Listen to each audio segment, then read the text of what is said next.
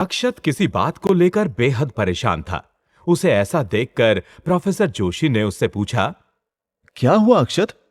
कोई प्रॉब्लम? हाँ दादू, प्रॉब्लम तो बहुत बड़ी हो गई। कल हमारे एक इंपॉर्टेंट प्रोजेक्ट के सबमिशन की लास्ट डेट थी। छुट्टियों पर आने से पहले मैं अपने प्रोजेक्ट पार्टनर को अपना पूरा काम करके दे आया था। उसे कल सबमिट करना था, मगर उसने किया ही नहीं। मुझे समझ में नहीं आता कोई इतना केयरलेस कैसे हो सकता है। अब उसकी गलती की सजा मुझे भुगतनी पड़ेगी। मेरे मार्क्स 0 आएंगे। मैं अभी मैम से उसकी कंप्लेंट करता हूं। ऐसा कहकर अक्षत फोन लेकर अपने टीचर को मैसेज करने लगा, लेकिन तभी प्रोफेसर जोशी ने उसे रोक दिया। रुको अक्षत, पहले श्री राम के वनवास का एक किस्सा सुन लो, उसके बाद कोई मैसेज करना। मगर दादू। अगर मगर कुछ नहीं, पहले सुनो। शायद उसी में तुम्हें तुम्हारी प्रॉब्लम का सॉल्यूशन मिल जाए। ठीक है दादू, जल्दी से सुनाइए वो किस्सा, फिर मुझे मैम से बात करनी है। ये बात तब की है जब श्री राम वनवास के लिए निकल चुके थे और वो प्रयागराज से होते हुए चित्रकूट पहुंच चुके थे। उधर भरत को जब अपनी मां कैकेयी की करनी का पता चला तो उन्होंने कैकेयी पर बहुत क्रोध किया, साथ ही उनका त्याग भी कर दिया। इसके बाद भरत ने सौगंध खाई कि वो श्री राम को वन से वापस लाएंगे और फिर धूमधाम से श्री राम का राज्याभिषेक होगा। अपनी सौगंध को पूरा करने के लिए भरत चित्रकूट की ओर चल पड़े। उनके साथ अयोध्या का पूरा राज परिवार, मंत्री, राज दरबारी और सेना भी थी।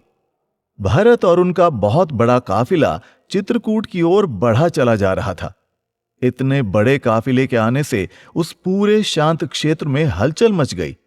वातावरण में धूल उड़ रही थी, पक्षी ज्यादा चहचहा रहे थे, ढोल और नगाड़ों की आवाजें भी आ रही थीं। चित्रकूट में लक्ष्मण, श्री राम और माता सीता की सुरक्षा में तैनात थे। जब लक्ष्मण तक ढोल नगाड़ों की आवाजें पहुंची तो वो पर्वत की चोटी से उस दिशा का निरीक्षण करने लगे। हाँ, इतना बड़ा काफिला! लग रहा है जैसे कोई बड़ी सेना चली आ रही है। अरे, ये तो इसोरी आ रही है। तभी वहां पर कुछ लोग भागते हुए आए जो चित्रकूट पर्वत पर ही रहते थे।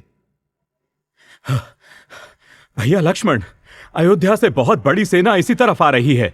हमने सुना है सबसे आगे अयोध्या के नए राजा भरत आ रहे हैं। भरत आ रहा है, वो भी सेना लेकर?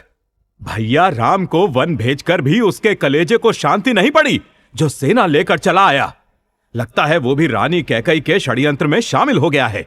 हमें मारने के लिए सेना लेकर आ गया है, मगर वो भूल गया है भैया, राम अकेले नहीं हैं, उनके साथ लक्ष्मण भी है और लक्ष्मण के तरकश का एक अग्नि बाण ही काफी है उसे सेना सहित मिटाने के लिए। लक्ष्मण ने क्रोध में भरकर अपना धनुष उठा लिया। तभी वहां पर श्री राम आ गए। इस शांत प्रदेश में इतना शोर क्यों हो रहा है लक्ष्मण? भरत आ रहा है भैया, वो भी अपनी सेना लेकर। हाँ, भरत आ रहा है? मेरा प्यारा भाई भरत आ रहा है मुझसे मिलने। हाँ, मन कितना तड़प रहा था उसे देखने के लिए, उसे गले लगाने के लिए। कैसी बात कर रहे हैं भैया, अब वो हमारा भाई नहीं शत्रु है।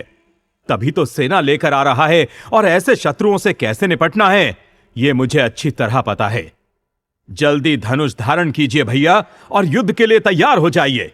आज कैकेयी और उसके प्यारे पुत्र को उनके किए की सजा मिलकर रहेगी। लक्ष्मण युद्ध के लिए तैयार हो रहे थे, तभी एक आकाशवाणी हुई। जो लोग सच्चाई को पूरी तरह जाने बिना अपने अनुमान लगाकर जल्दबाजी में निर्णय ले लेते हैं, उन्हें बाद में बहुत पछताना पड़ता है। पहले स्थिति को पूरी तरह से जान लो, तभी कुछ निर्णय लो लक्ष्मण, वरना ऐसा ना हो बाद में तुम्हें पछताना पड़े। शांत हो जाओ लक्ष्मण, भरत की नीयत पर शंका मत करो। उसके जैसा संस्कारी, धर्मपारायण और साफ दिल का इंसान दूसरा नहीं। मुझे उसके प्रेम पर जरा भी संदेह नहीं। ना चाहते हुए भी लक्ष्मण को श्री राम की बात माननी पड़ी और उन्होंने अपना धनुष एक तरफ रख दिया। फिर भी वो श्री राम की सुरक्षा के लिए पूरी तरह चौकन्ने थे। भरत आखिरकार अपने राम तक पहुंच ही गए। श्री राम भी उनका बेसब्री से इंतजार कर रहे थे। भरत का हाल बहुत बुरा था। वो दौड़कर श्री राम के चरणों में गिर पड़े और फूट फूट कर रोते हुए क्षमा मांगने लगे।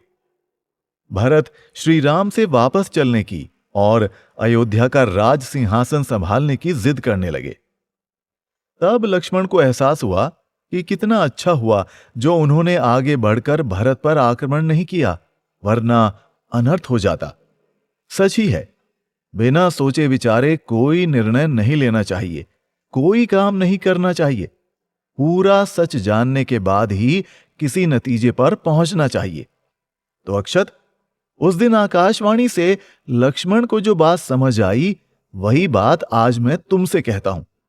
सीधे मैम से अपने प्रोजेक्ट पार्टनर की कंप्लेंट मत करो। पहले उससे बात करो कि उसने तुम्हारा प्रोजेक्ट समय से सबमिट क्यों नहीं किया। क्या पता ऐसा करने की कोई सही वजह हो उसके पास। उसके बारे में कुछ भी गलत राय बनाने से पहले सच जान लो। अक्षत ने ऐसा ही किया और बात करने पर पता चला कि अक्षत ने उसे जो काम करके दिया था उसमें कुछ मिस्टेक थी। तो उन मिस्टेक्स को करेक्ट करने में थोड़ी देर हो गई, लेकिन अब वो सबमिट कर चुका है। मैम कल तक उसको भी लिस्ट में अपडेट कर देंगी। ये सुनकर अक्षत की जान में जान आ गई और उसे अपनी सोच पर शर्मिंदगी भी हुई। वो प्रोफेसर जोशी से बोला, वनवास का ये किस्सा सुना के आज आपने मुझे बचा लिया दादू, वरना बेकार में बात का बतंगड़ बन जाता। जो तुम्हारे साथ हुआ वो कभी ना कभी सभी लोगों के साथ होता है। अक्सर हम बिना पूरी बात सुने और समझे जल्दबाजी में गलत फैसले ले लेते हैं, जिसका हमें बाद में अफसोस होता है।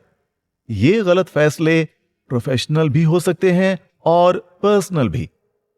कितने रिश्ते तो सिर्फ इसी तरह की गलतफहमियों की वजह से बिगड़ जाते हैं। इसलिए लाइफ में जल्दबाजी में कोई काम नहीं करना है, और ऐसा तो बिल्कुल नहीं जिससे हमारे किसी रिश्ते पर कोई असर आए, क्योंकि रिश्तों में आई एक छोटी सी गलतफहमी उसे हमेशा के लिए बिगाड़ सकती है। वैसे अच्छा हुआ सर, जो लक्ष्मण को भरत के बारे में हुई गलतफहमी जल्दी दूर हो गई। इतनी संत प्रकृति वाले, साफ दिल वाले और प्रेम करने वाले भाई मिलते ही कहां हैं। मुझे तो रामायण में भरत का चरित्र बहुत ही ऊंचा लगता है सर। अपनी मां से लड़ गए, लेकिन अन्याय का साथ नहीं दिया, श्री राम का साथ नहीं छोड़ा। मुझे तो रामायण में जिस भाई का चरित्र सबसे ऊंचा लगता है वो है विभीषण। लेकिन अफसोस, उनके महान चरित्र को हमने घर का भेदी लंका ढाए जैसी कहावत बनाकर कलंकित कर दिया।